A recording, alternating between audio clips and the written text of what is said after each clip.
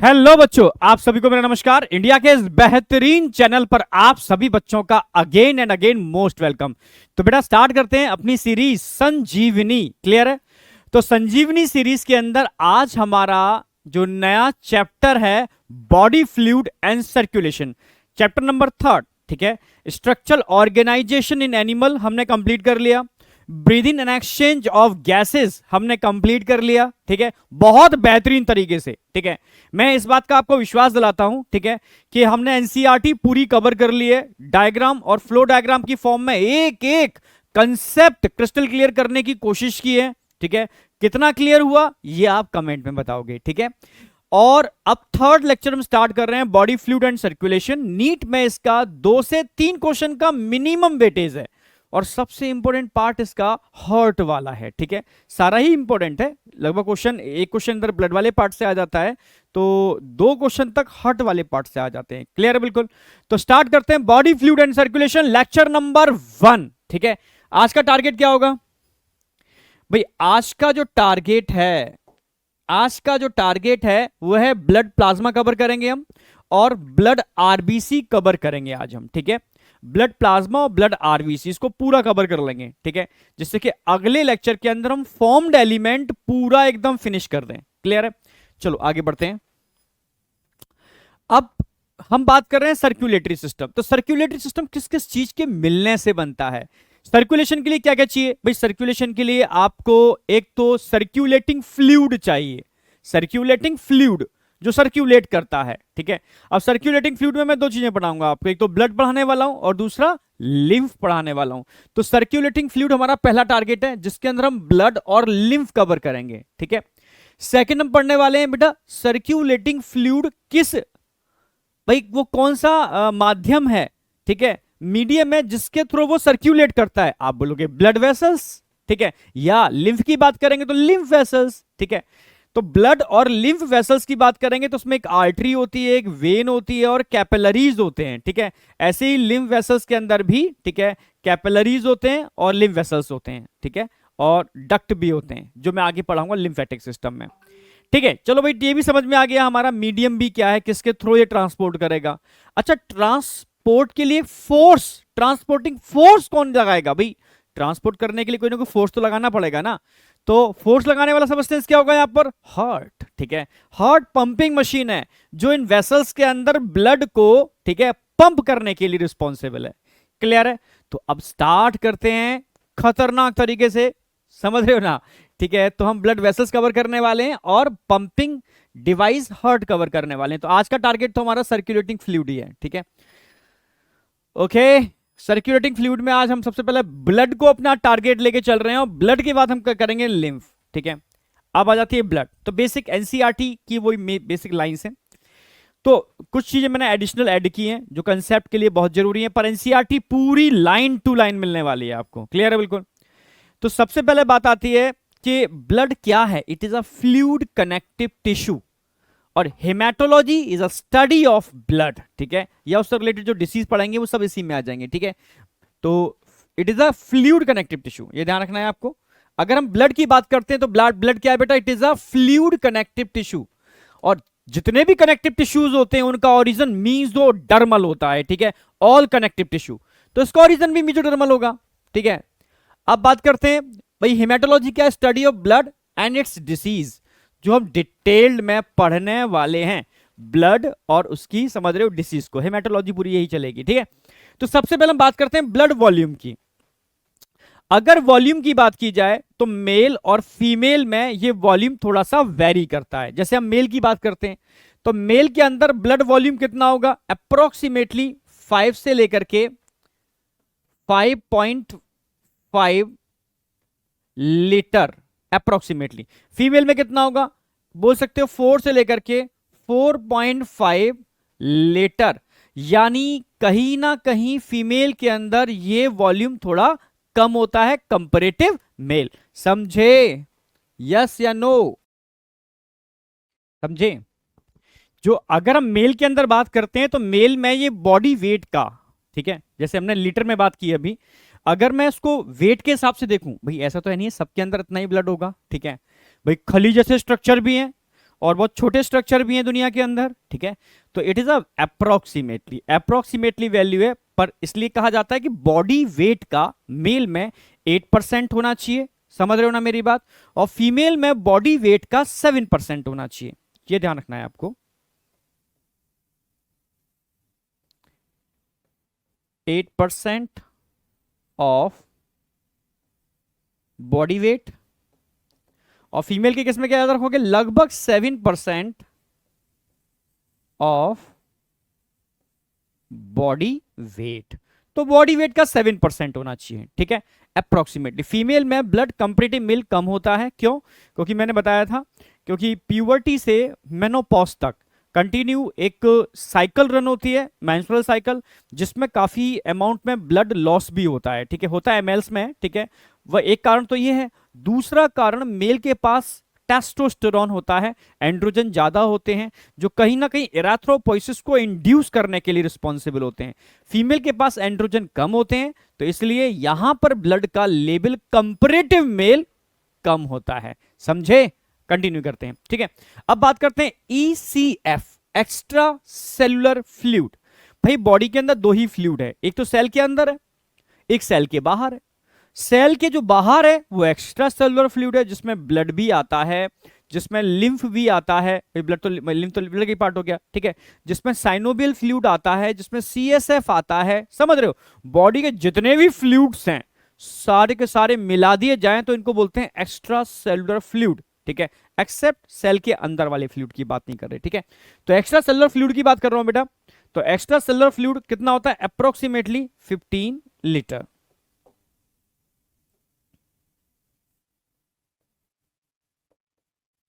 ठीक है।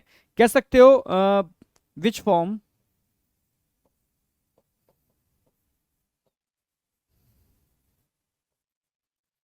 Approximately 33% of blood. जैसे भाई ब्लड कितना लीटर है? लगभग 5 लीटर के आसपास है ना। ये कितना लीटर है? 15 लीटर है, ठीक है। नहीं नहीं ऐसे नहीं, ऐसे याद रखो थोड़ा, मैंने और ब्लड का लिख दिया, ऐसे लिखो, थोड़ा इसको मॉडिफाई कर रहा हूं। 15 लीटर होता है। अब क्वेश्चन ये आया हुआ है कि जो ब्लड होता है वो एक्स्ट्रा सेलुलर फ्लूइड का कितना % बनाता है, ठीक है। तो ये लिख देते हैं, blood form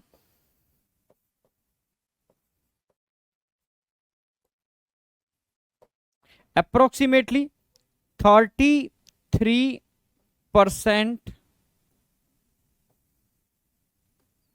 of extra cellular fluid. समझ गए ना मेरी बात? जो ब्लड होता है वो एक्स्ट्रा सेलुलर फ्लूइड का लगभग 33% पार्ट बनाता है, लगभग 33% पार्ट बनाता है, ठीक है। यानी इतनी बात समझ में आ रही है हमारे कि अगर पूरा फ्लूइड मिला दिया जाए तो 15 लीटर है, उसमें ब्लड कितना पार्ट उसका मतलब बन रहा है, तो आप बोलोगे जो ब्लड है वो लगभग 33% पार्ट है, क्योंकि 15 का 5 लगभग 1/3 हो गया, ठीक है, ठीक है। अब पीएच पर बड़े क्वेश्चन आते हैं, पीएच बड़ा कंसेप्चुअल भी है, ठीक है, और पीएच पर समझना आपकी रूटीन लाइफ के लिए भी जरूरी है, ठीक है। तो ये काफी इंपॉर्टेंट है, ध्यान रखना पीएच वाला कंसेप्ट। अभी रेस्पिरेशन पढ़ा के चुका हूं तो आपको काफी चीजें क्लियर हो जाएंगी। पीएच ऑफ ब्लड, अगर मैं ब्लड की पीएच की बात करता हूं तो ब्लड की पीएच वेरी करती है। क्या वेरी करती है सर? 7.4 से लेकर के 7.2 तक हो सकती है, वेरी करती है, यानी थोड़ी ज्यादा भी हो सकती है, कम भी हो सकती है। ये किस पर निर्भर करता है? ठीक है, ये निर्भर करता है CO2 कंसंट्रेशन के ऊपर। अगर ब्लड में CO2 कंसंट्रेशन ज्यादा है, समझना, तो बताया मैंने कार्बोनिक एनहाइड्रेस तो होता ही है प्लाज्मा के अंदर, और CO2 कंसंट्रेशन ज्यादा है, अभी रेस्पिरेटरी सिस्टम में पढ़ाया था मैंने, ठीक है। हर चीज इंटरकनेक्टेड है, इसलिए ध्यान रखना, हर चीज को सीक्वेंस तरीके से आप जो हम करा रहे हैं उसके तरीके से ही आप फॉलो करना, तो चीजें एकदम बहुत अच्छी तरीके से अरेंज होंगी, ठीक है, ब्रेन के अंदर। तो जो ब्लड की पीएच होती है वो 7.4 पीएच भी होती है और 7.2 पीएच भी होती है। 7.4 पीएच कहां होती है? ये आर्टरी में होती है। 7.2 पीएच कहां होती है? वेन में होती है। यानी वेन की पीएच कंपैरेटिव आर्टरी कम होती है। क्यों? क्योंकि वेन में CO2 ज्यादा होती है, और जहां CO2 ज्यादा होगी वहां ऑटोमेटिकली एच आयन ज्यादा होंगे, क्योंकि CO2 H2O से मिलकर के H2CO3 बनाएगी और H2CO3 तुरंत ब्रेक करेगा एच आयन और बाइकार्बोनेट आयन के अंदर, क्योंकि कार्बोनिक एनहाइड्रेस तो ब्लड में भी मिलता है, आरबीसी के अंदर भी मिलता है, फ्लूइड में भी होता है। ठीक है, तो आर्टरी में पीएच, यहां आर्टरी की बात करता हूं तो पीएच ज्यादा होगी। क्यों ज्यादा होगी? क्योंकि यहां पर CO2 कम होगी। क्लियर है बिल्कुल, जहां CO2 कम होगी पीएच ज्यादा होगी। और वेन्स की अगर बात की जाए तो वेन्स के अंदर पीएच कंपैरेटिव आर्टरी कम होगी। क्यों कम होगी? क्योंकि यहां पर CO2 ज्यादा होगी। जहां CO2 ज्यादा होगी वहां ऑटोमेटिकली CO2 ज्यादा होगी, वहां H आयन कम होंगे। समझ रहे हो? जहां CO2 ज्यादा होगी वहां H आयन ज्यादा होंगे, जहां CO2 कम होगी H आयन कम होंगे। ठीक है, CO2 का लेवल बढ़ेगा, CO2 का लेवल बढ़ेगा, H आयन का लेवल बढ़ेगा, H आयन का लेवल बढ़ेगा, पीएच घटेगी। CO2 का लेवल घटेगा, H आयन का लेवल घटेगा, H आयन का लेवल घटेगा, पीएच बढ़ेगी। समझ रहे हो ना मेरी बात? H आयन जहां होते हैं पीएच घटाते हैं, H आयन जहां कम होते हैं वहां पीएच अपने आप बढ़ना चालू हो जाती है। कल ही कंसेप्ट बताया, ये है सुपर सुपर सुपर कंसेप्ट। ठीक है, जो आपको हमेशा याद रखना है। तो ये थोड़ा इंपॉर्टेंट पॉइंट है, पीएच ऑफ ब्लड, यानी ब्लड की पीएच वेरी करती है, बस आपको यही तो मेंटेन करनी है। अगर आप ब्लड की पीएच मेंटेन, तभी करूं आप फ्यूचर में डॉक्टर बनो। ठीक है, मैं मना नहीं कर रहा आपसे, पर खाली उन मेडिसिन पर डिपेंड मत रहो। ठीक है, आपको कुछ जीनियस बनना है, ठीक है, कुछ सबसे हटके बनना है, तो आपको यहां पर आपके कंसेप्ट बहुत काम आते हैं। आखिर ऐसा क्या करो कि मेडिसिन से ज्यादा और चीजें उसके हेल्थ के लिए इफेक्टिव हो जाएं। ठीक है, तो वो उन पर दिमाग लगाना है, तभी तो एक बेहतर डॉक्टर वो होता है जो साइकोलॉजिकली पेशेंट को आधा ठीक कर दे, आधा उसकी रूटीन लाइफ के अंदर चेंज करके सही कर दे, फिर थोड़ा बहुत अगर बचता है तो वो एलोपैथी की गंदी सी मेडिसिन होती हैं उनको दे करके वो ट्राई करे। ठीक है, समझ रहे हो ना मेरी बात?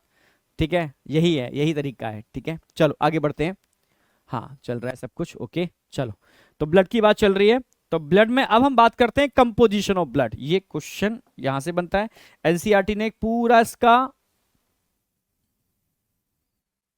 दे रखा है। ठीक है, कंपोजिशन ऑफ ब्लड की बात कर रहा हूं मैं। अगर हम कंपोजिशन ऑफ ब्लड की बात करते हैं तो हम ब्लड को दो पार्ट में डिवाइड करेंगे according to NCERT.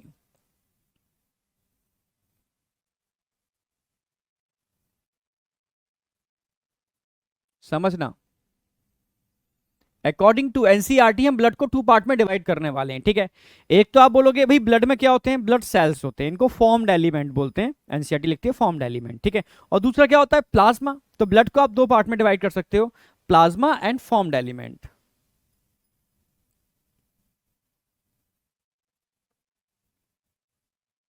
Blood plasma and formed element.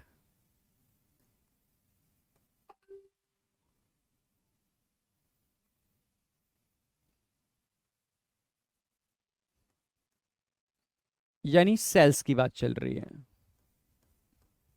ठीक है, फॉर्म्ड एलिमेंट यानी सेल्स। अब इसको भी आप डिवाइड कर सकते हो, जैसे प्लाज्मा की बात की जाए, ब्लड प्लाज्मा। ठीक है, ब्लड प्लाज्मा की हम बात कर रहे हैं, तो ब्लड प्लाज्मा में क्या क्या होता है? ब्लड प्लाज्मा में मैक्सिमम तो वाटर ही होता है। ठीक है, वाटर के अलावा अगर हम बात करते हैं तो यहां पर इनऑर्गेनिक सब्सटेंस होते हैं। इसके अलावा अगर बात की जाए तो यहां पर ऑर्गेनिक सब्सटेंस भी होते हैं। ठीक है, तो लिख देते हैं इस चीज को भी। प्लाज्मा में क्या क्या होगा? यहां पर इनऑर्गेनिक, पहले मेन तो वाटर ही होगा, मेन तो वाटर ही है, इनऑर्गेनिक सब्सटेंस,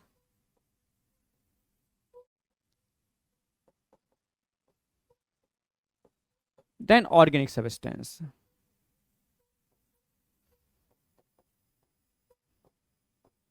ठीक है भाई, वाटर है, इनऑर्गेनिक सब्सटेंस है और ऑर्गेनिक सब्सटेंस है, ये तीन मेन चीजें होती हैं ब्लड प्लाज्मा में। अच्छा, फॉर्म्ड एलिमेंट की बात करते हैं। फॉर्म्ड, अच्छा ये भी ध्यान रखना है आपको, कितना परसेंट, ये भी क्वेश्चन आ सकता है। वाटर की अगर मैं बात करूं ना, लगभग 90 से 92% हमारे प्लाज्मा में वाटर ही होता है। तभी तो कहते हैं 5 लीटर वाटर पर डे आपको लेना ही चाहिए। क्लियर है बिल्कुल, जिसमें से लगभग 1.5 लीटर वाटर तो आपकी कहां यूरिन की फॉर्म में निकल जाता है। ठीक है। और बहुत सारा वाटर आपके डाइजेस्टिव जूस के साथ निकल जाता है, ठीक है, लीटर्स की फॉर्म में, ठीक है। सलाइवा से 1 से 1.5 लीटर निकलता है, आप मतलब मजाक नहीं है, इसलिए कहते हैं वाटर 5 लीटर तो लेना ही पड़ेगा आपको, हेल्दी सिस्टम रखना है तो, ठीक है। ठीक है, तो अरे हाँ, 90 से 92% के आसपास तो क्या होगा, वाटर होगा। इनऑर्गेनिक सब्सटेंस, हाँ ये बहुत ज्यादा नहीं होते, अप्रोक्सीमेटली आप 1% के आसपास बोल सकते हो, अप्रोक्सीमेटली 1%। ऑर्गेनिक सब्सटेंस की बात की जाएगी तो 8 से 9% के आसपास, 8 से 9% के आसपास ऑर्गेनिक सब्सटेंस होते हैं। ये आपको परसेंटेज थोड़ी ध्यान रखनी है। अब बात करते हैं फॉर्म्ड एलिमेंट। फॉर्म्ड एलिमेंट की अगर हम बात करेंगे, समझना, इसमें एक तो आ जाएंगे इरेथ्रोसाइट्स, एक आ जाएंगे इसके अंदर ल्यूकोसाइट्स, और अगले आ जाएंगे इसके अंदर थ्रोम्बोसाइट्स। ये 3 टाइप के फॉर्म्ड एलिमेंट हैं, यानी सेल्स। तो सेल्स की बात चल रही है यहां पर, तो सेल्स में आप क्या क्या लिखने वाले हो, एक तो इरेथ्रोसाइट्स। इरेथ्रो मतलब क्या होता है, रेड। इरेथ्रो मतलब रेड, समझना मेरी बात, कहीं भी टर्म आ जाए इरेथ्रो, इरेथ्रो मतलब रेड। साइट्स मतलब सेल, यानी इसको हम क्या बोल सकते हैं, रेड ब्लड कॉर्पसल्स, यानी आरबीसी। इरेथ्रो मतलब रेड, कहीं पर भी इरेथ्रो टर्म आएगा मतलब रेड, कॉर्पसल्स मतलब सेल, यानी रेड ब्लड कॉर्पसल्स, आरबीसी। अगला क्या याद रखना है आपको यहां पर, व्हाइट, या इसको लिखते हैं, व्हाइट को क्या बोलते हैं, ल्यूकोसाइट्स, व्हाइट ही रहने देते हैं, ल्यूकोसाइट, ल्यूको। अब ल्यूको माने क्या होता है, ल्यूको टर्म कहीं पर भी आ गया, ल्यूको, ल्यूको मतलब व्हाइट, व्हाइट, साइट मतलब सेल, इसलिए इनको आप व्हाइट ब्लड कॉर्पसल्स भी लिख सकते हो, WBC, व्हाइट ब्लड कॉर्पसल्स, ठीक है। RBC, रेड ब्लड कॉर्पसल्स, समझ रहे हो ना मेरी बात। और थर्ड आ जाएंगे इसके अंदर थ्रोम्बोसाइट, क्या आ जाएंगे, थ्रोम्बोसाइट्स, थ्रोम्बोसाइट्स। थ्रोम्बो मतलब होता है क्लॉट, क्लॉट। थ्रोम्बोसाइट ऐसे सेल जो क्लॉटिंग में पार्टिसिपेट करते हैं, क्लॉट बनाते हैं, थ्रोम्बस बनाते हैं, समझना मेरी बात, ब्लड क्लॉटिंग में पार्टिसिपेट करते हैं, वो थ्रोम्बोसाइट्स हैं। तो थ्रोम्बोसाइट्स में आपको क्या याद रखना है, प्लेटिलेट्स। तो यहां हम क्या पढ़ाने वाले हैं आपको, प्लेटिलेट्स। ये हमारा टारगेट है, ठीक है। टारगेट क्या क्या है हमारा, ब्लड कंपोजिशन में ब्लड प्लाज्मा पढ़ने वाले हैं, ब्लड, ठीक है, मैं ब्लड सेल्स होते हैं, इनको फॉर्म्ड एलिमेंट बोलते हैं, ठीक है, फॉर्म्ड एलिमेंट्स। तो फॉर्म्ड एलिमेंट्स के अंदर आप सेल्स पढ़ोगे, erythrocyte, leucocyte, thrombocyte, red blood corpuscles, white blood corpuscles और प्लेटिलेट्स। प्लाज्मा के अंदर वाटर, इनऑर्गेनिक और ऑर्गेनिक सब्सटेंस, ठीक है। अब एक एक करके लेके चलेंगे, पहले हम ब्लड प्लाज्मा लेते हैं, फिर ब्लड सेल्स या फॉर्म्ड एलिमेंट लेते हैं, ओके। तो सबसे पहले बात करते हैं प्लाज्मा, हाँ ये भी ध्यान रखना है, अगर मैं प्लाज्मा की बात करता हूं तो प्लाज्मा कितना परसेंट होता है, लगभग 55% ब्लड का प्लाज्मा होता है, 55%, बचा कितना, 45%। तो 45% क्या होते हैं, सेल्स होते हैं, 45% सेल्स होते हैं। यानी आपने एक फिल्टरिंग यूनिट ले ली, कोई भी फिल्टर यूज करने वाली यूनिट, ब्लड को लिया फिल्टर कर दिया, वो क्या करेगी, फॉर्म्ड एलिमेंट को नीचे नहीं आने देगी, ठीक है, फॉर्म्ड एलिमेंट ऊपर रह जाएंगे, और फिल्ट्रेट में सिर्फ लिक्विड पहुंचेगा, समझ रहे हो, जो फिल्ट्रेट के अंदर पहुंचेगा उसको प्लाज्मा बोलोगे, जो ऊपर रह गया वो फॉर्म्ड एलिमेंट है। तो फॉर्म्ड एलिमेंट टोटल का 45% होते हैं, और प्लाज्मा टोटल का 55% होता है, ठीक है, तो ये भी याद रखना है। तो प्लाज्मा 55% होता है। सबसे पहले मैं इनऑर्गेनिक सब्सटेंस की बात करता हूं, डायरेक्ट क्वेश्चन आपको कैसे मिलेगा, मैं क्वेश्चंस की फॉर्म में लिख रहा हूं। इनऑर्गेनिक सब्सटेंस में एनसीईआरटी ने कुछ आइंस का सीक्वेंस दे रखा है, क्वेश्चन कैसे आएगा वो बता देता हूं मैं, ठीक है। इनऑर्गेनिक सब्सटेंस में एक तो आइंस याद रखने हैं आपको, और सॉल्ट्स याद रखने हैं, आइंस एंड सॉल्ट्स, समझना, आइंस एंड सॉल्ट्स। अगर मैं आइंस की बात करता हूं तो आइंस कौन से होंगे भाई, सबसे ज्यादा जो आइंस होते हैं वो क्लोराइड आइंस होते हैं, समझना। हम्म।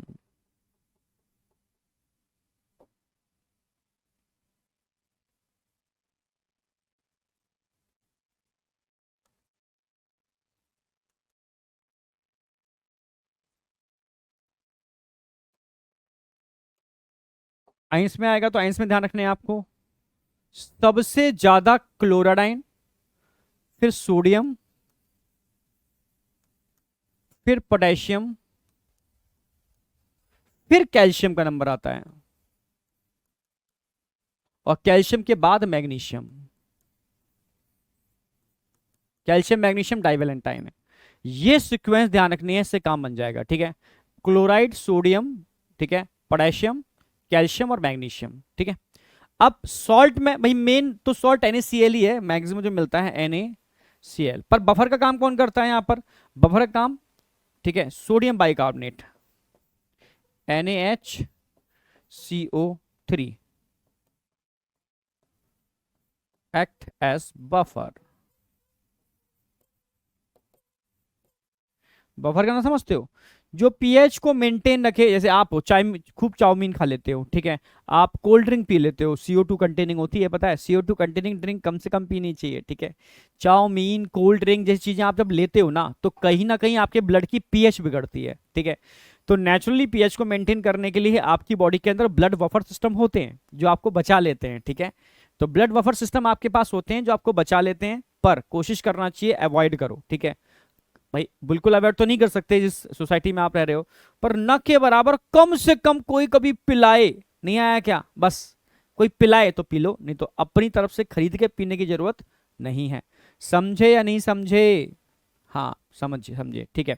तो NaCl और sodium bicarbonate which act as buffer, ये सब सॉल्ट है, ठीक है। मैक्सिमम जो मिलने वाले सॉल्ट्स होते हैं ये आइंस हैं जो आपको याद रखने हैं। ये तो इनऑर्गेनिक सब्सटेंस हो गए। और ऑर्गेनिक सब्सटेंस की, अच्छा ऑर्गेनिक सब्सटेंस की बात कर लेते हैं। ऑर्गेनिक सब्सटेंस मैंने लगभग 8 to 9% लिखाए थे, अप्रोक्सीमेटली 8 to 9% होते हैं, ठीक है। जिसमें सबसे ज्यादा अगर कोई होता है तो प्रोटीन होती है, फिर कार्बोहाइड्रेट आएंगे, ठीक है। कार्बोहाइड्रेट के अलावा फैट आएगा, इसके अलावा यूरिया आएगा अंदर ब्लड के अंदर, ठीक है। ये 3-4 चीजें आपके सिलेबस में जो आपको याद रखनी है, ठीक है। प्रोटीन सबसे इंपॉर्टेंट है, ठीक है। तो 8 to 9% में मैक्सिमम 6 to 8% अकेली प्रोटीन होती है, और लगभग 1-1.5% के अंदर सब कुछ आ जाएगा, ठीक है। मैक्सिमम प्रोटीन और बचे हुए सबके अंदर सब कुछ, ठीक है।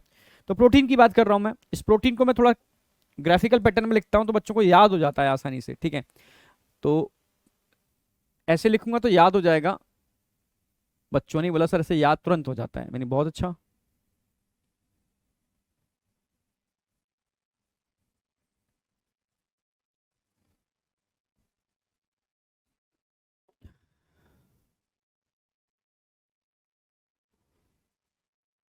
ठीक है, ये हो गया। तो प्रोटीन की बात कर रहे हैं, तो प्रोटीन के अंदर, ठीक है, प्रोटीन के अंदर 6 to 8% होंगे। अब क्या क्या प्रोटीन होंगे समझो मेरी बात, ठीक है। सबसे पहले आप लिखोगे एल्बुमिन,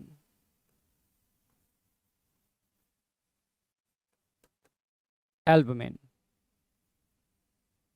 नंबर 2 पर आएगा यहां पर प्रोथ्रोम्बिन, फिब्रिनोजन।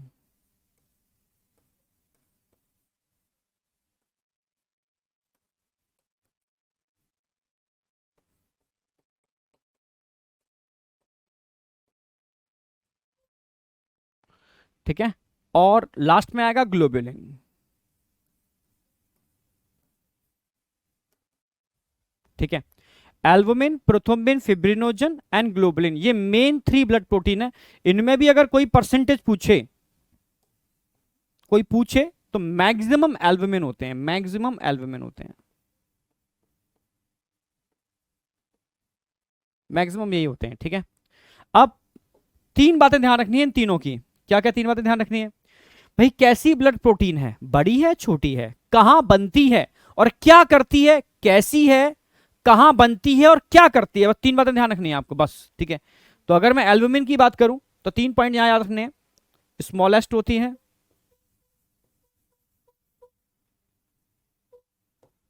स्मॉलेस्ट होती है, कहां बनती है? Formed by liver. क्या करती है, फंक्शन क्या है इसका? ऑस्मोरेगुलेशन।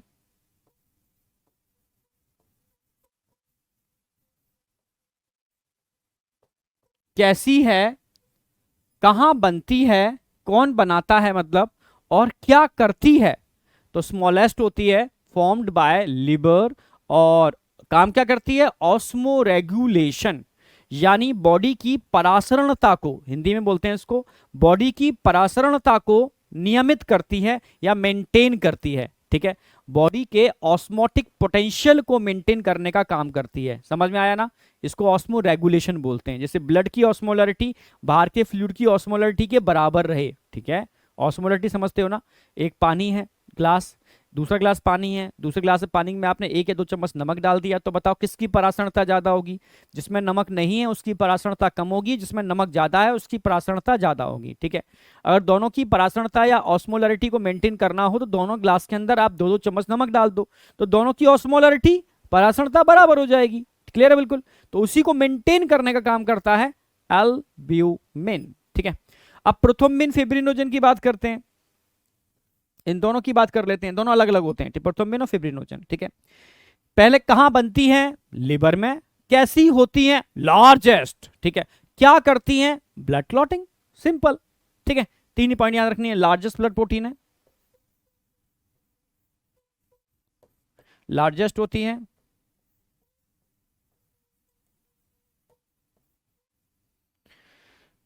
फॉर्म्ड बाय लिवर, क्या करती हैं, ब्लड क्लॉटिंग।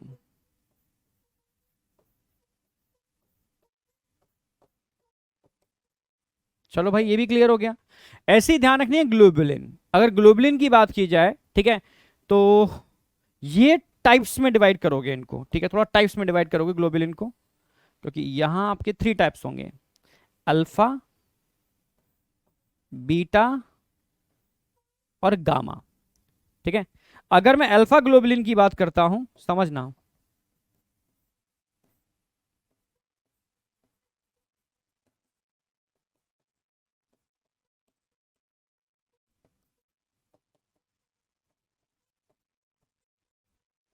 अल्फा और बीटा ग्लोबुलिन क्या काम करते हैं, अल्फा और बीटा, ठीक है, बनते लिवर के अंदर है, छोटा बड़ा तो हो चुका, तो बनते लिवर के अंदर है, करते क्या है, ट्रांसपोर्ट, ट्रांसपोर्ट में पार्टिसिपेट करते हैं, ठीक है। तो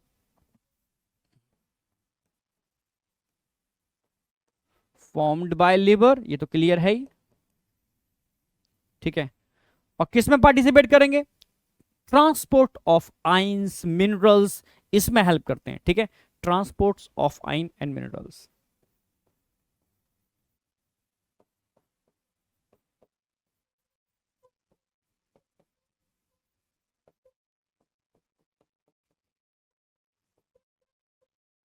transports of ions and minerals इसमें पार्टिसिपेट करते हैं। क्लियर बिल्कुल, हाँ या ना।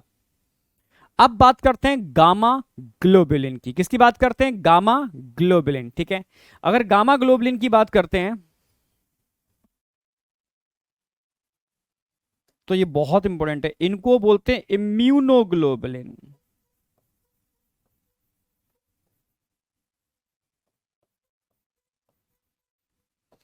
इन्हीं को बोलते हैं इम्यूनोग्लोबुलिन। क्या बोलते हैं इनको, इम्यूनोग्लोबुलिन, या एंटीबॉडी भी बोल सकते हो इनको, ठीक है। इनके बारे में हम आगे पढ़ते हैं, ठीक है। तो इतना समझ में आ गया, ये कैसे हैं, कहां बनते हैं, क्या करते हैं, कैसे हैं, कहां बनते हैं, क्या करते हैं। ये दोनों कैसे हैं, ठीक है, मिडिल में होंगे तो इसको लिखने की जरूरत नहीं है, कहां बनते हैं और क्या करते हैं। अब बात आती है गामा ग्लोबुलिन, ठीक है, इसको समझना होगा, ये काफी इंपॉर्टेंट है, ठीक है। तो अगले पे चलते हैं, ठीक है जगह।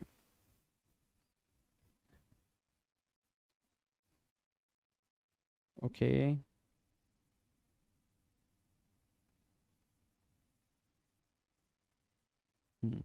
तो बात करते हैं हम गामा ग्लोबुलिन। गामा ग्लोबुलिन, अगर मैं गामा ग्लोबुलिन की बात करता हूं, इनको हम क्या बोलते हैं, इम्यूनोग्लोबुलिन। क्या बोलते हैं इनको,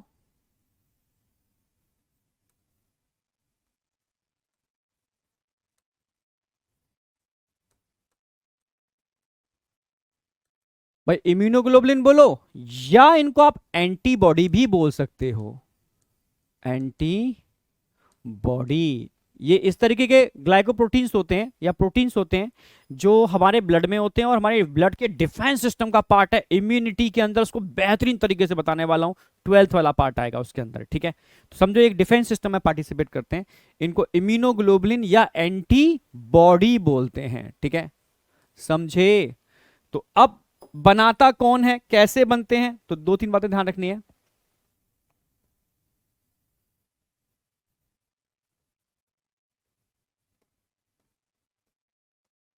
प्रोड्यूस्ड बाय, लिवर में नहीं बनते, प्लाज्मा सेल।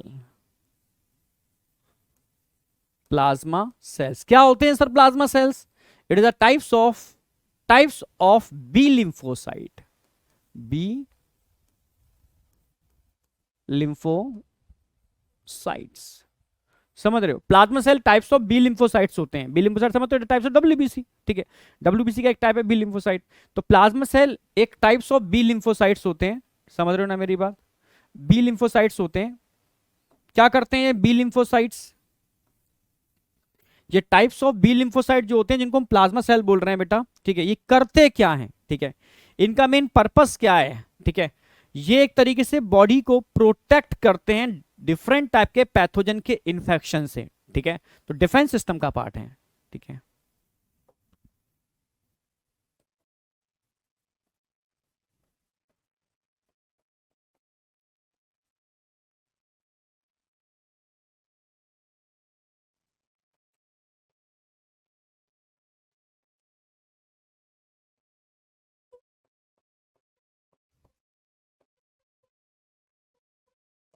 तो ये इनका फंक्शन हो गया, protect from infection of pathogen, pathogen के इन्फेक्शन से हमें बचाने का काम करते हैं। Produce by plasma cell, plasma cell से बनते हैं, ठीक है, ये फंक्शन भी हो गया, समझ रहे हो। और गामा ग्लोबुलिन, गामा, ये गामा ग्लोबुलिन की बात चल रही है। गामा ग्लोबुलिन जो होते हैं वो प्रोटेक्ट करते हैं from infection of pathogen, pathogen के इन्फेक्शन से हमें प्रोटेक्ट करते हैं, बचाने का काम करते हैं। अब बताओ ये तीनों प्रोटीन समझ में आए या नहीं आए? ठीक है, फिर से बोल रहा हूं, थ्री प्रोटीन्स बताए हैं, albumin, globulin, prothrombin and fibrinogen. Albumin smallest blood protein है, लेबर में बनते हैं और ऑस्मो रेगुलेशन का काम करते हैं। प्रोथ्रोम्बिन और फिब्रिनोजन की बात करता हूं, लार्जेस्ट ब्लड प्रोटीन होते हैं, ये भी लिवर में बनते हैं, ब्लड क्लॉटिंग में पार्टिसिपेट करते हैं। ग्लोबुलिन की बात करते हैं, अल्फा बीटा गामा, अल्फा और बीटा लिवर में बनते हैं और ट्रांसपोर्ट ऑफ आइंस और मिनरल्स में पार्टिसिपेट करते हैं। जबकि गामा ग्लोबुलिन की बात करें तो इनको इम्यूनोग्लोबुलिन बोलते हैं या एंटीबॉडी बोलते हैं, ठीक है, जो प्लाज्मा सेल से बनते हैं, लिवर में नहीं बनते, प्लाज्मा सेल से बनते हैं, ठीक है। और कहां पर, क्या एक तरीके क्या है ये, प्रोड्यूस बाय प्लाज्मा सेल, कहां पर, इन लिम्फेटिक सिस्टम।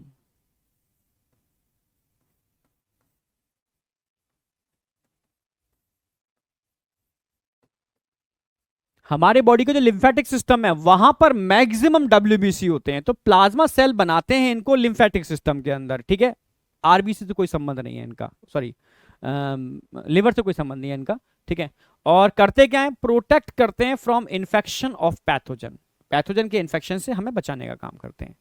अब बताओ समझ में आई या नहीं आई? ये प्रोटीन की बात कंप्लीट हो गई। अब प्रोटीन के बाद आगे बढ़ते हैं, ठीक है, प्रोटीन के अलावा और क्या होता है, ठीक है, प्रोटीन वाला पार्ट कंप्लीट है। अब प्रोटीन के अलावा हम आगे बढ़ेंगे तो ब्लड ग्लूकोज लेवल आ जाएगा नंबर 2,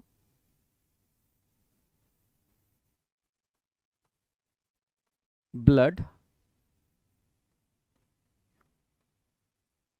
ग्लूकोज। अगर ब्लड ग्लूकोज की मैं बात करूं, नॉर्मल ब्लड ग्लूकोज लेवल क्या होता है ये पता है आपको?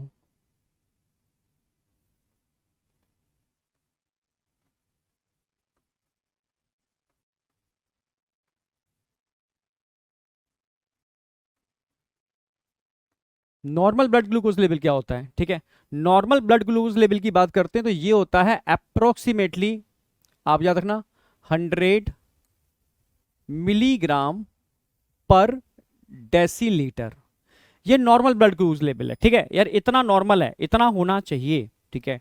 इससे कम होगा तो वीकनेस होगी, इससे ज्यादा होगा तो आप डायबिटीज मलाइटिस के शिकार हो, आप डायबिटीज होगी आपको, ठीक है, देखा होगा ना। तो ये नॉर्मल ब्लड ग्लूकोज लेवल, हाँ कभी कभी कम भी हो सकता है और ज्यादा भी हो सकता है। इसके लिए एक टर्म यूज करते हैं, वो टर्म थोड़ा पता होना चाहिए, बहुत बार बार पूछा जाता है। अगर ये लेवल कम हो जाए अगर ये लेवल कम हो जाए, समझना, तो क्या बोलेंगे? अगर ये लेवल बढ़ जाए तो क्या बोलेंगे?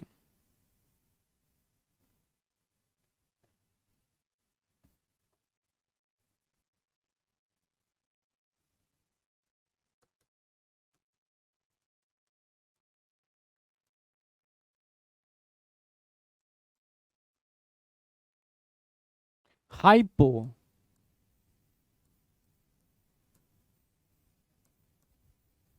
ग्लाइसीमिया। अगर बढ़ जाए तो क्या बोलेंगे? इफ इंक्रीज,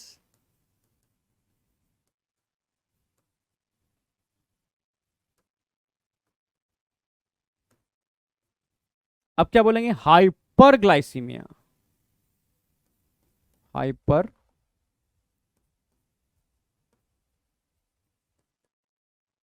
जब आप लंबी फास्टिंग पर होते हो तो हाइपोग्लाइसीमिया हो जाता है, आपको वीकनेस फील करते हो। और हाइपरग्लाइसीमिया, जब आपको डायबिटीज मलाइटस हो जाती है, ठीक है, तो ब्लड ग्लूकोज लेवल बढ़ जाता है, ठीक है। आप समझ रहे हो? ये ध्यान रखना है आपको, हाइपो और हाइपरग्लाइसीमिया। चलो भाई ठीक है। इसके अलावा और क्या याद रखना है आपको ब्लड ग्लूकोज के अलावा? Number 3, blood cholesterol level.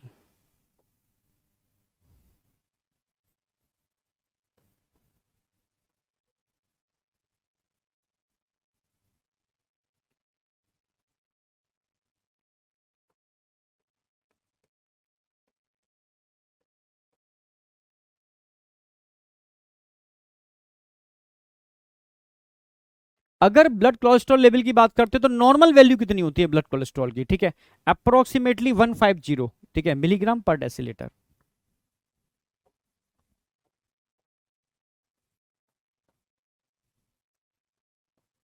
Normal value क्या होगी? अप्रोक्सीमेटली, अप्रोक्सीमेटली 150, ठीक है, मिलीग्राम पर डेसीलीटर। ये नॉर्मल वैल्यू आपको हर किसी की पता होनी चाहिए, इस पर क्वेश्चन आने की प्रोबेबिलिटी रहती है, और नॉर्मल पता भी होनी चाहिए, ठीक है। ठीक है, तो हम, भाई कितना होना चाहिए नॉर्मल? 150 ml, ठीक है, मिलीग्राम पर डेसीलीटर। पर पता है, कोलेस्ट्रॉल का लेवल अगर ब्लड में बढ़ जाए ये भी डेंजरस है, घट जाए ये भी डेंजरस है। बताइए वाली बात, ठीक है। देखो, जितना कोलेस्ट्रॉल हमें चाहिए होता है हमारा लीवर उसको बना लेता है, ठीक है। और अगर एक्सेस हो जाए तो लीवर बाइल के थ्रू उसको बाहर का रास्ता भी दिखा देता है, निकाल लेता है, ठीक है। भाई बाइल जो निकलता है ना, आप समझ रहे हो, लीवर से कुछ टॉक्सिक सब्सटेंस निकलते हैं, लाइक बिलीरुबिन, ब्लूबर्डिन, ठीक है, जो बाइल जूस का पार्ट है, उसी में कोलेस्ट्रॉल भी होते हैं। अगर कोलेस्ट्रॉल ज्यादा हो जाएगा तो लीवर उसको बाहर का रास्ता दिखा देगा, ठीक है। तो जितना जरूरत है उतना हमारे में बनता है, पर हम फिर भी, अब कोलेस्ट्रॉल भी दो टाइप के होते हैं, ठीक है, समझना मेरी बात, एक गुड और एक बैड। बैड बाहर का रास्ता दिखाते हैं, गुड अपने बॉडी में काम करते हैं, ठीक है। कुछ लिपोप्रोटीन भी होते हैं, समझा रहा हूं मैं, एक चीज और ऐड करो। ये नॉर्मल वैल्यू तो आपको याद रखनी ही है। इसके अलावा देखो, दो टाइप के लिपोप्रोटीन होते हैं, एक होते हैं एलडीएल, लो डेंसिटी लिपोप्रोटीन, और एक होते हैं HDL, HDL, high density lipoprotein. ये एआईपीएमटी में पूछा गया था, ठीक है, एक टाइम पर एआईपीएमटी में, हाई डेंसिटी और लो डेंसिटी, ठीक है। और हम आप कहाँ पढ़ाते हैं इसको? बायोमोलिक्यूल में पढ़ाते हैं इसको, ठीक है। बस इसी से कनेक्टेड है तो मैं इसमें जोड़ रहा हूँ, उसको कनेक्ट कर रहा हूँ। अगर मैं लो डेंसिटी लिपोप्रोटीन की बात करता हूँ, लो डेंसिटी लिपोप्रोटीन, ठीक है, low density lipoprotein bad cholesterol का पार्ट है, बैड, बेकार होते हैं ये, ठीक है, समझना मेरी बात। ये हार्ट डिसीज, ये कोलेस्ट्रॉल के डिपोजिशन को बढ़ाते हैं, या कह सकते हो it is responsible for risk of heart disease, ठीक है, रिस्पॉन्सिबल फॉर,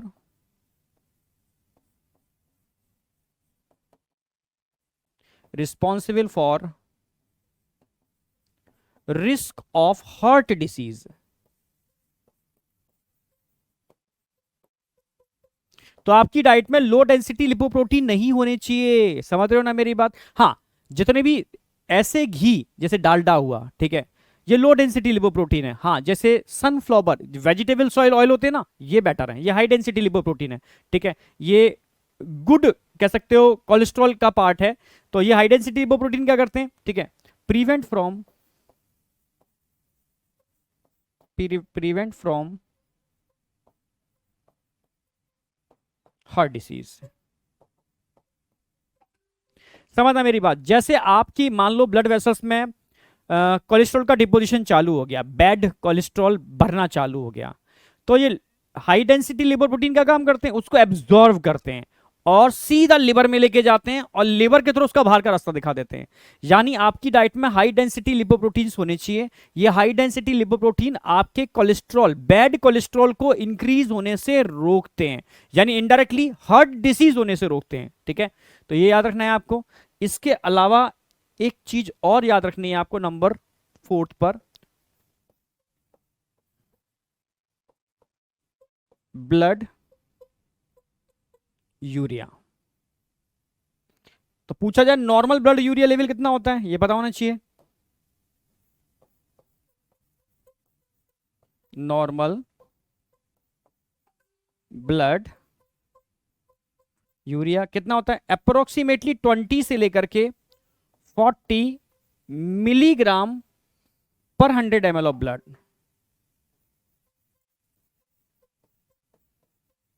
ये नॉर्मल यूरिया लेवल है। ठीक है, नॉर्मल यूरिया लेवल है। ठीक है, इससे कम हो जाए तो अभी मामला बिगड़ जाएगा, इससे ज्यादा हो जाए तो यूरीमिया हो जाएगा। ठीक है, जो किडनी फेलियर के केस में होता है।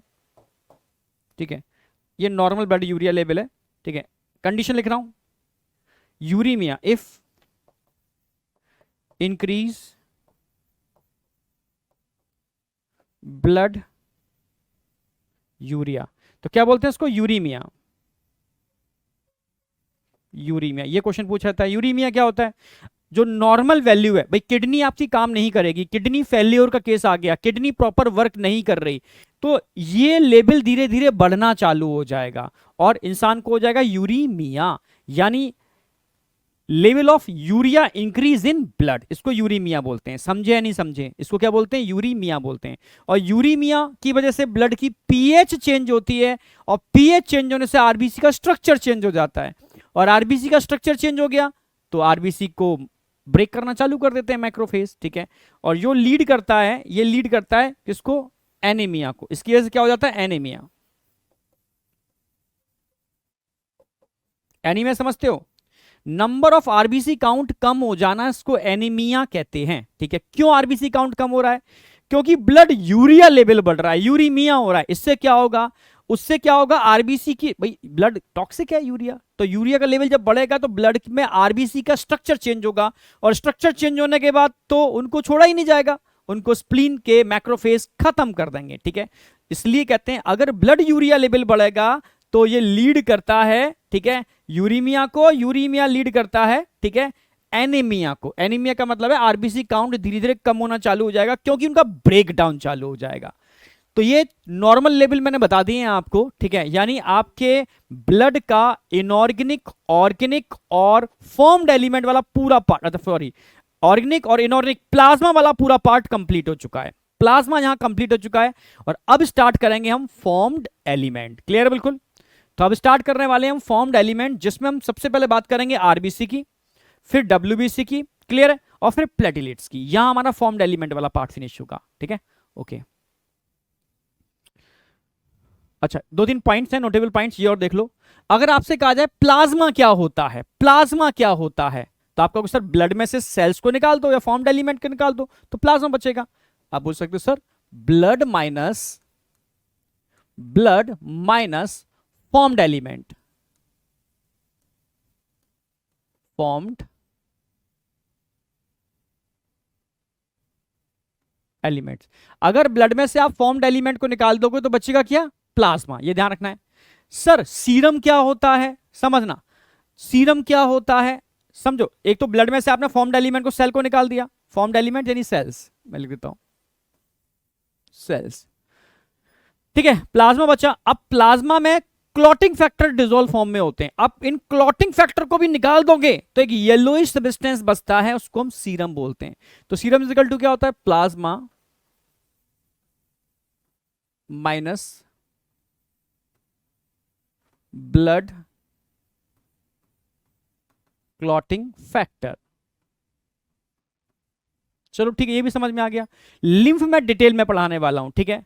ये ब्लड का फिल्ट्रेट ही होता है, एक ऐसी फिल्टरिंग यूनिट या चलनी, ठीक है, छलनी, ठीक है, फिल्टरिंग यूनिट जिसमें आप ब्लड को फिल्टर कर रहे हो, ठीक है। क्या चीज फिल्टर नहीं हो रही? आरबीसी, ठीक है। इसके अलावा आप बोल सकते हो प्लेटिलेट्स, इसके अलावा बोल सकते हो मैक्रो प्रोटीन, ये फिल्ट्रेट में नहीं जा रहे, ठीक है। तब जो फिल्ट्रेट बचता है उसको लिम्फ बोलते हैं। यानी कह सकते हो लिम्फ इजिकल टू क्या होगा? ब्लड माइनस, अब माइनस में क्या क्या आएगा? ब्लड माइनस आरबीसी, प्लेटिलेट्स,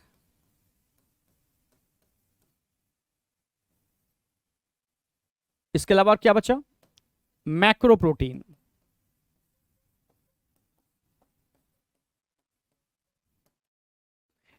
इन तीनों को अगर ब्लड में से निकाल दोगे, ठीक है, तब जाकर के, समझ रहे हो, कलरलेस लिम्फ का फॉर्मेशन होता है, जो डिटेल में हम पढ़ाने वाले हैं आगे, ठीक है। तो अब स्टार्ट करते हैं। लास्ट में अब हमारा बचता है, ये हमारा प्लाज्मा वाला पार्ट पूरा कंप्लीट होता है। तो अब स्टार्ट करते हैं हम बेटा फॉर्म्ड एलिमेंट, ठीक है। हाँ, तो हम बात कर रहे थे फॉर्म्ड एलिमेंट की, ठीक है। फॉर्म्ड एलिमेंट में हमारे तीनों टाइप के सेल्स आ जाएंगे। जैसे हम सबसे पहले बात करते हैं एरेथ्रोसाइट। भाई एरेथ्रो माने मैं बता चुका हूं, एरेथ्रो मतलब होता है रेड, रेड,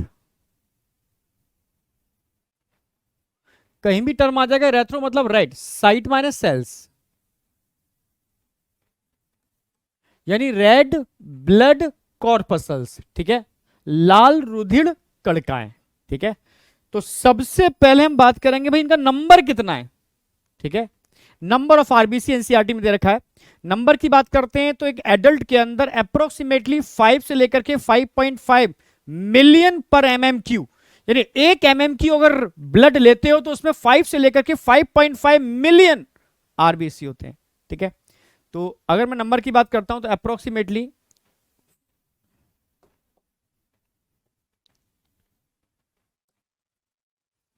5 से लेकर के 5.5 मिलियन पर एमएमक्यू ब्लड, इतना आरबीसी होते हैं। नंबर ध्यान रखना, नंबर पे ध्यान, क्वेश्चन आता है, ठीक है, नंबर ध्यान रखने। और ये भी ध्यान रखना है कि पर डे ब्रेकडाउन ऑफ जो आरबीसी होता है ना, एक दिन के अंदर 1% हो जाता है, ठीक है।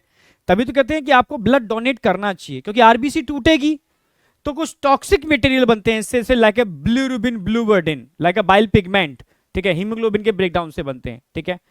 तो वो निकलते रहे, ठीक है। और आरबीसी जब आप डोनेट करते हो ना, निकालते हो, अचानक से आरबीसी का वॉल्यूम या कह सकते हो ब्लड वॉल्यूम कम होता है, और ये ब्लड वॉल्यूम जेजी सेल को स्टिमुलेट करता है एरेथ्रोपोइसिस के लिए। तो जितना एरेथ्रोपोइसिस इंड्यूस होती रहे उतना बेटर है आपके लिए, ठीक है। तो डोनेट करना चाहिए पर 18 के बाद, ठीक है। चलो, तो 5 पॉइंट से लेके 5.5 मिलियन पर एमएमक्यू, और 1% पर डे ब्रेकडाउन भी होता है।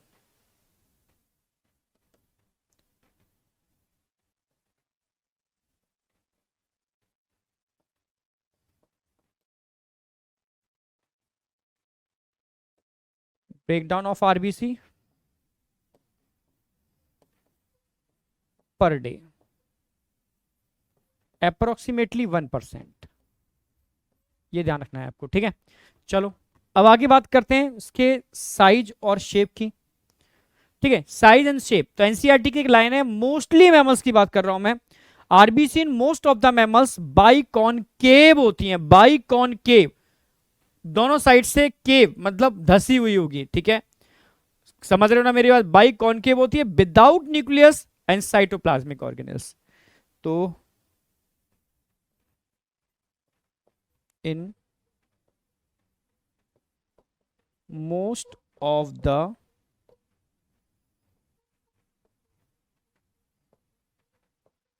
mammals,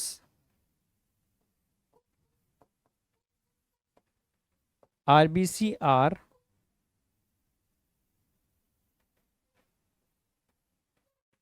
दो बात ध्यान रखनी है, बाई कॉनकेव होंगे, without nucleus and cytoplasmic organelles,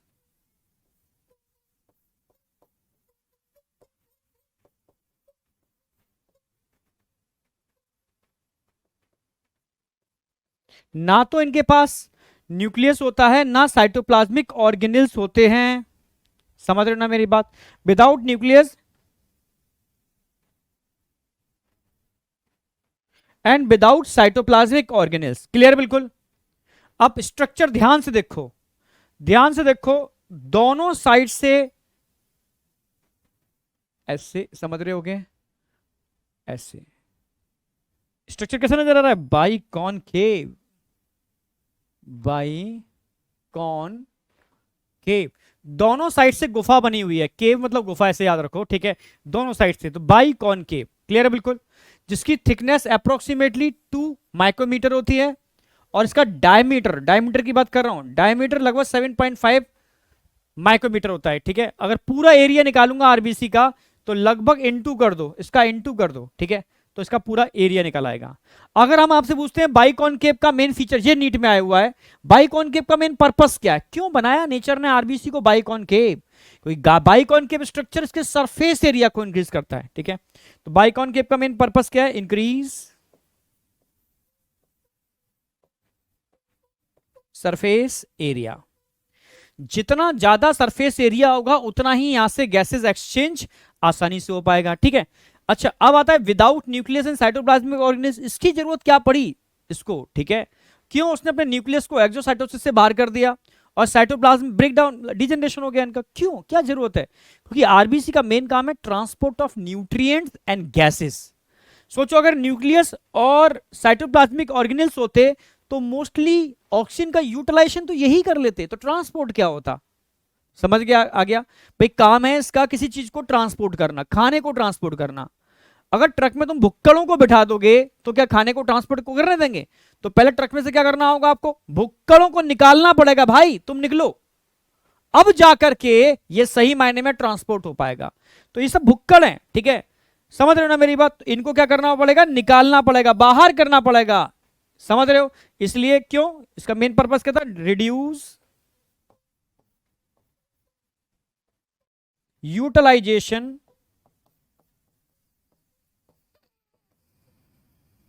of oxygen. भाई कम से कम ऑक्सीजन का यूटिलाइजेशन हो, इसलिए इसको निकालना पड़ा। सरफेस एरिया बढ़े, इसलिए नेचर ने आरबीसी के, ठीक है, को बाई कॉनकेव किया। अच्छा, अगला, भाई आरबीसी के अंदर साइटोप्लाज्मिक ऑर्गेनेल्स तो नहीं है, मींस माइटोकॉन्ड्रिया भी नहीं है, तो आरबीसी में रेस्पिरेशन एरोबिक होगा या एनारोबिक होगा? जरा बताओ, एरोबिक होगा या एनारोबिक? ठीक है, जरा बताओ, एरोबिक होगा या एनारोबिक?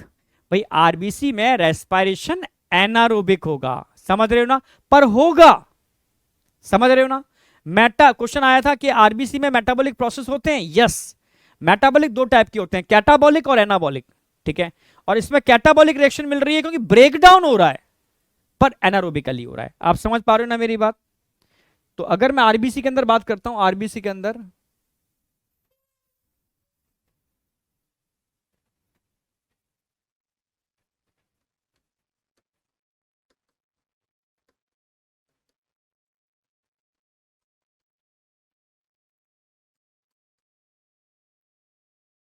मेटाबॉलिक में भी कौन सा वाला? ब्रेकडाउन। मेटाबॉलिक में भी ब्रेकडाउन, मेटाबॉलिक में क्या है? ब्रेकडाउन, यानी कैटाबॉलिज्म।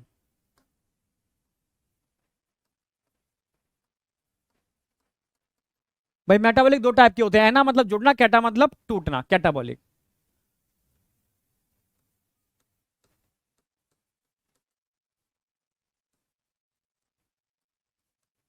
ये प्रेजेंट होंगे, ठीक है, पहला ध्यान रखना है। दूसरा, एनारोबिक रेस्पिरेशन होगा,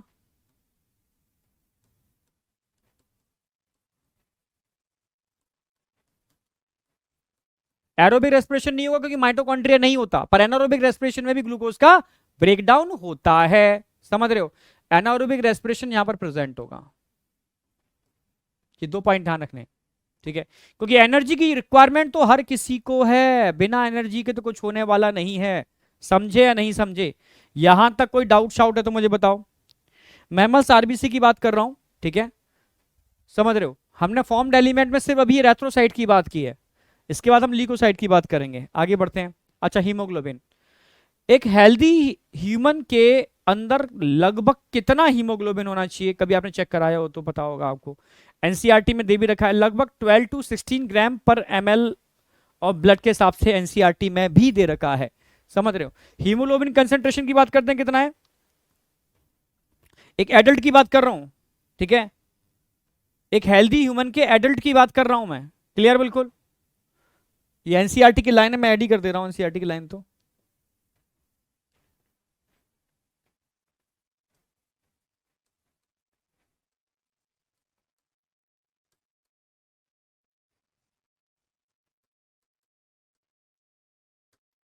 इन हेल्दी एडल्ट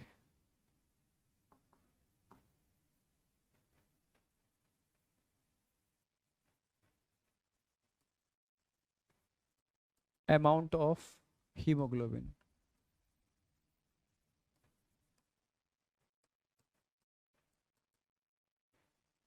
कितना हीमोग्लोबिन होता है, तो आपको ध्यान रखना अप्रोक्सीमेटली 12 टू 16 ग्राम पर 100 ml ऑफ ब्लड। ये एनसीईआरटी की लाइन है, पूछी जाती है, ध्यान रखना है आपको, ठीक है। चलो भाई हीमोग्लोबिन की बात करते हैं। याद हो रेस्पिरेटरी सिस्टम में मैंने हीमोग्लोबिन का डायग्राम समझाया था आपको, ठीक है। तो उसी के बेस पर, अब डायग्राम ड्रॉ नहीं कर रहा हूं, बस मैं लिख दे रहा हूं, उसी के बेस पर लिख रहा हूं मैं, उसी के बेस पर लिख रहा हूं। अगर मैं हीमोग्लोबिन की बात करता हूं तो हीमोग्लोबिन किस किस के मिलने से बनता है, हीम और ग्लोबुलिन, हीम और ग्लोबुलिन।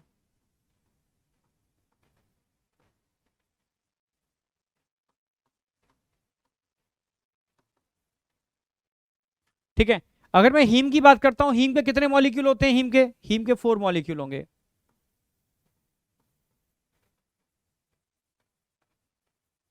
ग्लोबुलिन में क्या होगा, 4 पॉलीपेप्टाइड्स होंगे, 4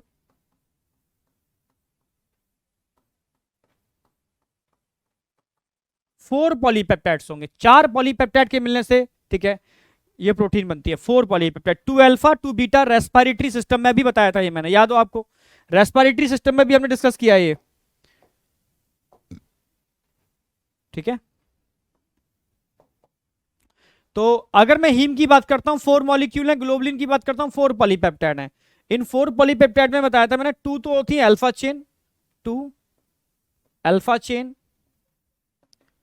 और 2 होती है बेटा beta chain, 2 beta chain. Alpha chain में कितने अमीनो एसिड बताए थे मैंने, अल्फा चेन में 141, ए डॉट ए मतलब अमीनो एसिड, यहां कितने होंगे 146, ए डॉट एड मतलब अमाइनो एसिड, ये 46 अमाइनो एसिड के मिलने से बनती है, ये 141 अमाइनो एसिड के मिलने से बनती है। आप समझ रहे हो ना मेरी बात? अगर मैं हीम की बात करता हूं तो हीम के जो 4 मॉलिक्यूल होते हैं ना, इसमें 2 चीजें होती हैं, एक तो पोरफिरिन रिंग्स होते हैं,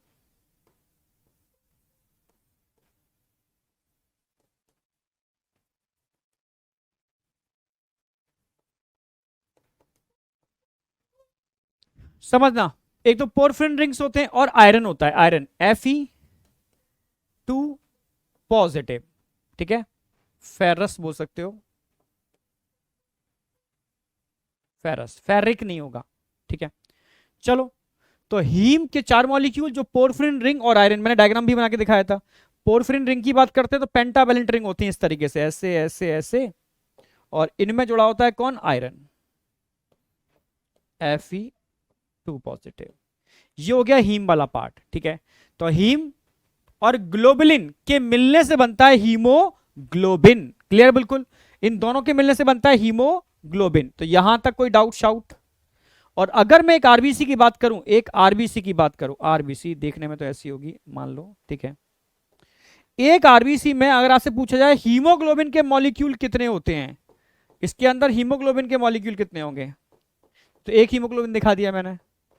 आपको क्या लगता है एक आरबीसी में एक ही हीमोग्लोबिन होगा? No, each RBC contain 280 million molecule of haemoglobin. खेल नहीं है भाई,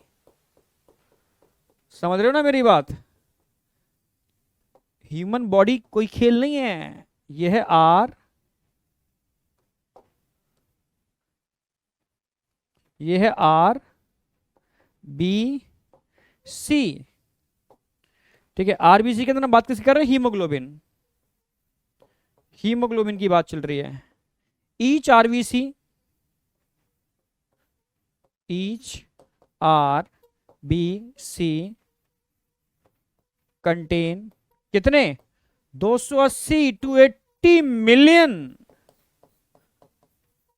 molecules of haemoglobin.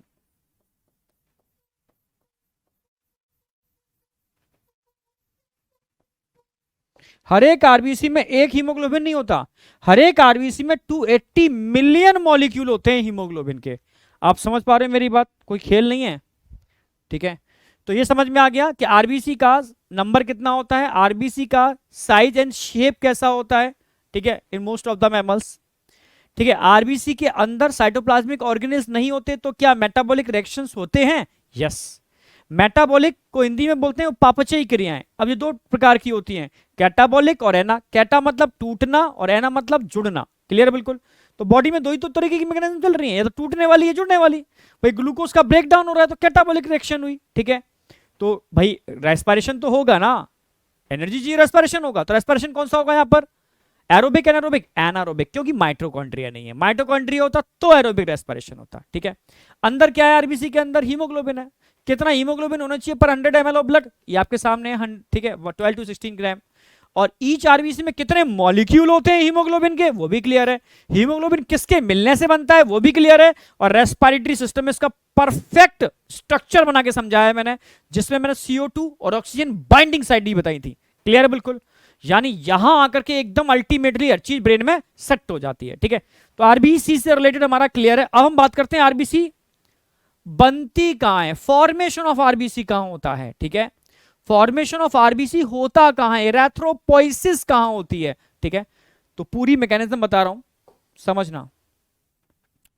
Formation of RBC, पहले हम एम्ब्रियो की बात करेंगे, एम्ब्रियो में कहां हो रही है, फिर एडल्ट में कहां हो रही है, दोनों तरीके से पूछा जाता है, ठीक है। तो सबसे पहले हम बात करेंगे formation of RBC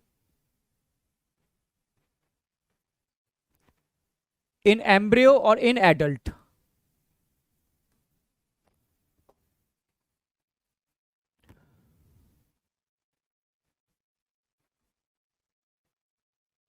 in embryo और इन एडल्ट।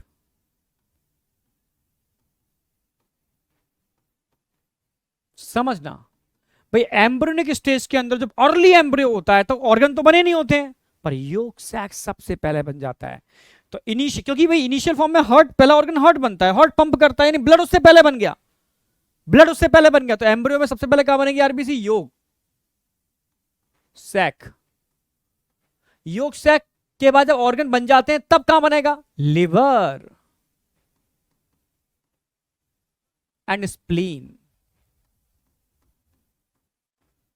ठीक है।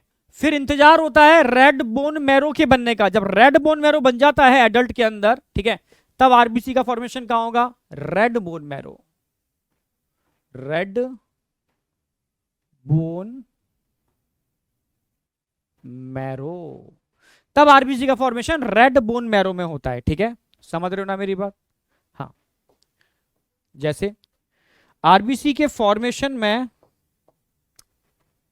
मैं एक डायग्राम बना के दिखाता हूं। अच्छा, एक कभी एक ऐसे क्वेश्चन आया हुआ है तो पता भी होना चाहिए, थोड़ा आइडिया भी लग जाएगा। रॉ मटेरियल, मैच्योरेशन, ये भी याद रख लो, ठीक है।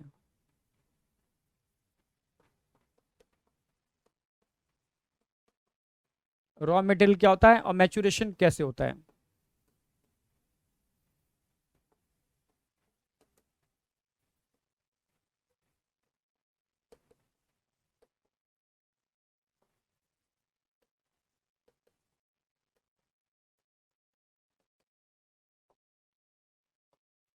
ठीक है, अब आरबीसी के रॉ मटेरियल क्या है भाई, एक तो आप जानते हो यहां पर आयरन होता है Fe2 पॉजिटिव, और रॉ मटेरियल क्या होता है इसका, प्रोटीन होती है इसके अंदर। आयरन और प्रोटीन के मिलने से इसका फॉर्मेशन हो रहा है। तो मैचुरेशन को कौन इंड्यूस कर रहा है, दो, फॉलिक एसिड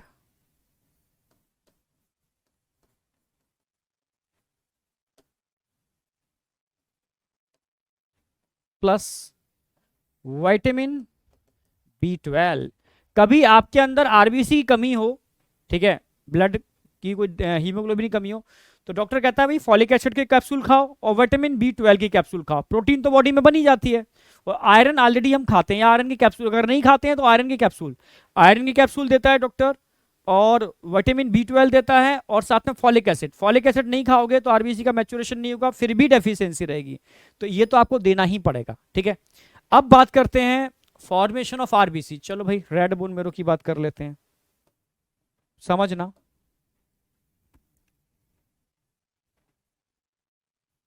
ये कोई बोन है और ये बोन का हेड है, हेड ऑफ बोन, मान लो ये बोन का हेड है, और ये मैंने आपको बताया था कि बोन के अंदर इस तरीके से प्लेट्स होती हैं, बोन प्लेट्स, इनको टर्बिनेट बोलते हैं। क्या बोलते हैं? टर्बिनेट।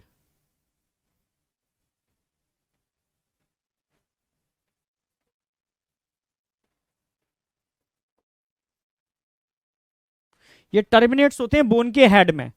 इसमें भरा होता है रेड बोन मैरो, इसके अंदर भरा हुआ होता है, जहां स्पेस होते हैं ना, इन स्पेस में देखने को मिलेगा आपको रेड बोन मैरो, इन स्पेसेस में देखने को मिलेगा आपको रेड बोन मैरो।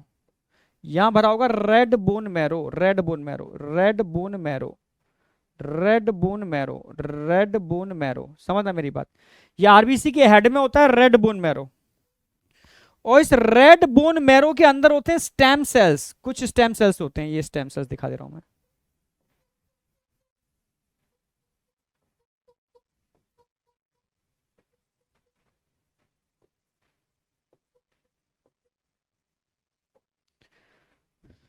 कोशिश करना समझने की। ये सब क्या है? Stem cells. और ये क्या है? Red bone marrow.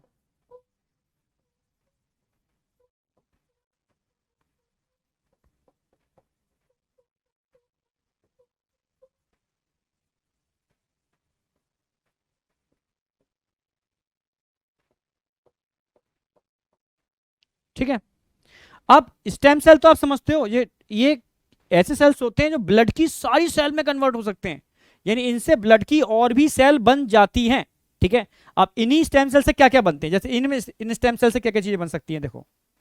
इनसे बनते हैं ल्यूकोब्लास्ट, ल्यूकोब्लास्ट।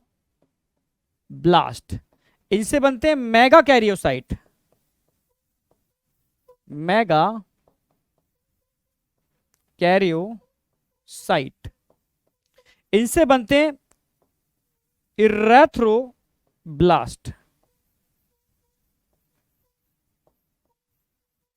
इरेथ्रोब्लास्ट, ठीक है। प्रोरेथ्रोब्लास्ट, फिर रेथ्रोब्लास्ट, पूरी सीक्वेंस है, ठीक है, पर शॉर्टली समझा रहा हूं, ठीक है, जो काम की चीजें। स्टेम सेल से ल्यूकोब्लास्ट, मेगा कैरियोसाइट, रेथ्रोब्लास्ट, ब्लास्ट हो कर दिया, ठीक है, इरेथ्रोब्लास्ट, ये सब सेल्स बनती हैं इन स्टेम सेल से रेड बोन मैरो के अंदर, समझ रहे हो। अब ल्यूकोब्लास्ट से तो बनेंगे, ल्यूकोब्लास्ट से तो बनेंगे ल्यूकोसाइट यानी WBC। मेगा कैरियोसाइट से बनेंगे प्लेटिलेट्स, और इरेथ्रोब्लास्ट से आगे दिखाता हूं, जगह कम है, अरे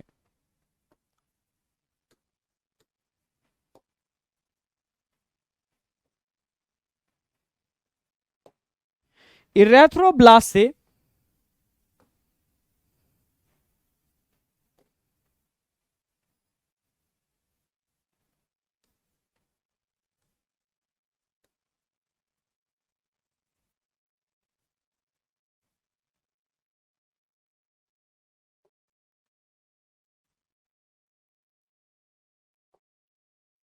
इरेथ्रोब्लास्ट में तो क्या है? न्यूक्लियस है, न्यूक्लियस है इनके पास, साइटोप्लाज्मिक ऑर्गेनिल्स भी होते हैं, ठीक है।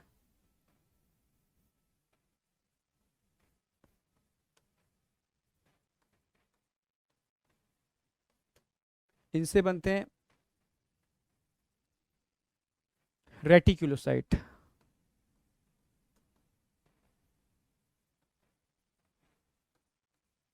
और रेटिक्यूलोसाइट से क्या होगा, दिखाई दूं बना के।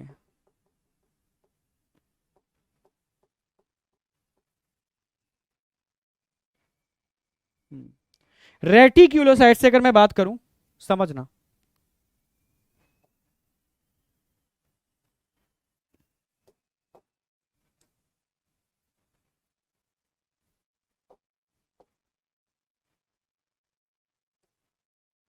जैसे मानो ये एक बहुत मैं गजब कंसेप्ट समझाने की कोशिश कर रहा हूं, समझने की कोशिश करना। यहां पर क्या होगा, एक्सोसाइटोसिस से, किससे, एक्सोसाइटोसिस से, ये न्यूक्लियस था, ये यहां से बाहर, ठीक है, एक्सोसाइटोसिस से न्यूक्लियस बाहर,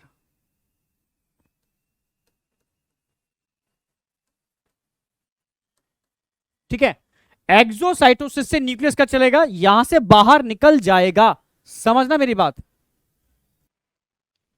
ठीक है, एक्सोसाइटोसिस से बाहर निकल गए, और इसके बाहर निकलते ही, समझना मेरी बात, ये आरबीसी बाई कॉनकेव, जब न्यूक्लियस बाहर निकल रहा था उससे पहले न्यूक्लियस अपना काम पूरा करके जा रहा है, न्यूक्लियस इसके अंदर हीमोग्लोबिन भर के जा रहा है, न्यूक्लियस ने क्या कर दिया, हीमोग्लोबिन का फॉर्मेशन किया, और इसके अंदर हीमोग्लोबिन बन चुका है, हीमोग्लोबिन तो बन चुका है इसके अंदर, और एक्सोसाइटोसिस से न्यूक्लियस बाहर, और आरबीसी का शेप कैसा हो गया, बाई कॉनकेव, मैच्योर आरबीसी का फॉर्मेशन हो गया, मैच्योर आरबीसी।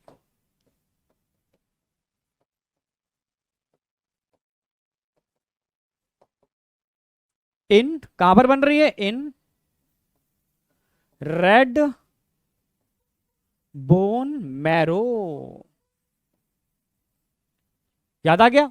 और मैंने रेस्पिरेटरी सिस्टम में बताया भी था, जब आप लो अल्टीट्यूड से हाई अल्टीट्यूड पे जाते हो तब भी ये मैकेनिज्म होती है एराथ्रोपोइसिस, वहां कौन सा हार्मोन इसको इंड्यूस करता है, तो मैं लिख देता हूं एक, ठीक है, याद रखना, ठीक है, एराथ्रोपोइसिस को इंड्यूस करने के लिए दो हार्मोन होते हैं, ठीक है, एक तो होता है टेस्टोस्टेरोन, वो आप जानते ही हो, दूसरा होता है एराथ्रोपोइटिन, एराथ्रोपोइटिन मत भूल जाना, ठीक है, जो मैं लिखा चुका हूं उसके अंदर, ठीक है, mature RBC in red bone marrow, ठीक है।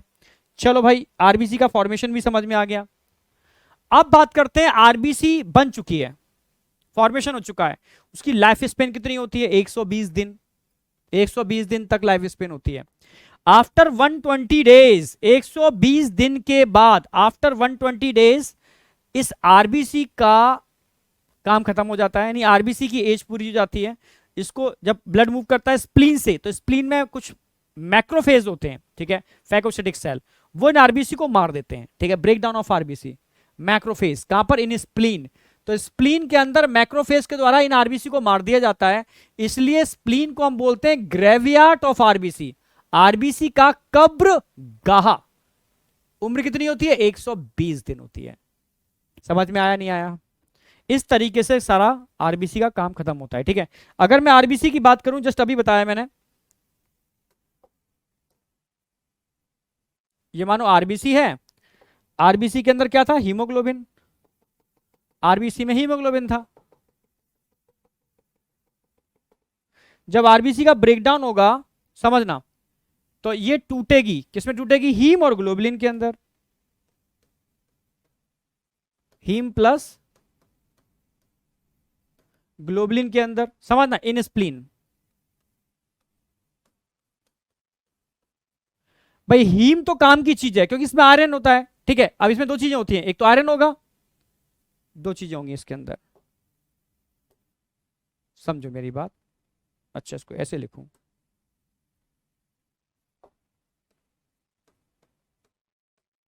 ग्लोबुलिन प्लस हीम, अब सही है, नीचे लिवर है, समझना मेरी बात, ये मैकेनिज्म जब टूटेगी आरबीसी स्प्लीन के अंदर, तब इसका रॉ मटेरियल लिवर में जाएगा, कहां जाएगा, लिवर में,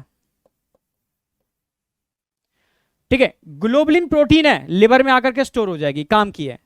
अगर मैं हीम की बात करूं तो हीम दो पार्ट में टूटेगा, हीम दो पार्ट में टूटेगा, किस किस में, एक तो आयरन Fe2 पॉजिटिव, और पोरफायरिन रिंग, अभी समझाया था मैंने। आयरन भी काम की चीज है भाई, आयरन भी काम का है, ये भी लिवर में आकर के स्टोर हो जाएगा। अब बचे क्या, पोरफिरिन, ये काम के नहीं है, ठीक है। तो लिवर क्या काम करता है, लिवर इसको कन्वर्ट करता है, लिवर इनको कन्वर्ट करता है बाइल पिगमेंट में, बाइल पिगमेंट्स जो टॉक्सिक होते हैं, हाईली टॉक्सिक, ठीक है।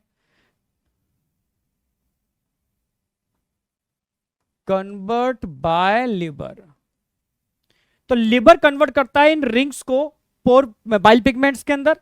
बाइल पिगमेंट्स हाईली टॉक्सिक होते हैं जो लिवर के थ्रू गॉल ब्लैडर में और गॉल ब्लैडर से बाहर निकाल दिए जाते हैं। इसी की वजह से फीकल मैटर, फीसिस का रंग येलो होता है और यूरिन का रंग भी इसी की वजह से येलो होता है। समझ में आया? तो आरबीसी की पूरी जीवन, समझ रहे हो, लाइफ स्पेन पूरी हो गई, कैसे बनी और कैसे उसका अंत हुआ, और अंत होने के बाद उसके कौन कौन से पार्ट कहां कहां जाकर के, ठीक है, निकले, ठीक है। और ये किसके थ्रू? गट के थ्रू बाहर निकल जाएंगे, ठीक है, गट और गट से बाहर आउट, ठीक है। गट के थ्रू एब्जॉर्ब होकर यूरिन से आउट हो जाएंगे या फिर फीकल मैटर के थ्रू आउट हो जाएंगे। ये कंप्लीट होता है आरबीसी की पूरी कहानी।